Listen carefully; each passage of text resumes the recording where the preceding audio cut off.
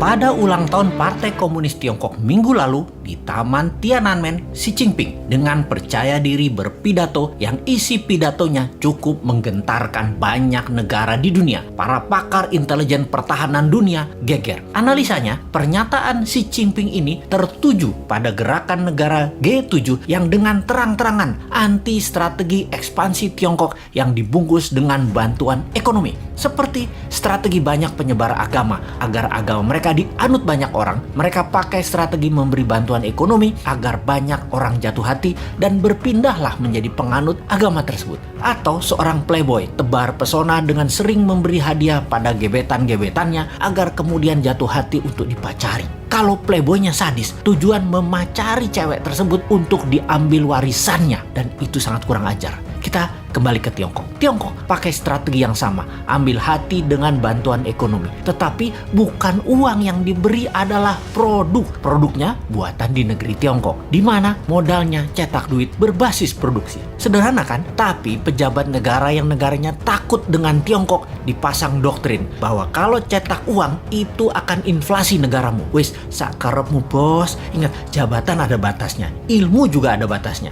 Hanya kebodohan yang ada batasnya. Nanti New Mind pakai strategi sama, memberi. Kalau sekarang kita lanjut dengan G7 yang anti strategi Tiongkok dan akan mempunyai program B3W yang menyediakan anggaran 10 kali anggaran Tiongkok ekspansi ke luar negeri. Kalau New Mind jadi, kita nggak pakai keduanya, kita main sendiri. Wis, pinter kalau urusan dalam negerinya. Ke luar negerinya, kedua pihak G7 dan Tiongkok kita mainkan. Lalu Xi Jinping mengatakan akan melakukan 3 hal. Memenggal kepala negara yang melawan dan membuli dan membuat masalah dengan Tiongkok. Tiongkok akan membangun 100 silo. Silo adalah tempat peluncuran nuklir warhead roket. Kemudian akan mengambil secara utuh kembali, yaitu Taiwan, Macau, dan Hong Kong. Ini agresi militer niatnya. Biden, pemimpin Amerika, gemetar. Dan Biden mengajak Tiongkok, Rusia, dan Amerika untuk membuat pertemuan 3 negara. Di sini, perebutan global power mulai dicanangkan. Ini serius. Kalau Anda nasionalis dan patriotis NKRI garis lurus, kita membahas negara mulai dari sini. Kita menengok sejarah dunia dalam masalah perekonomian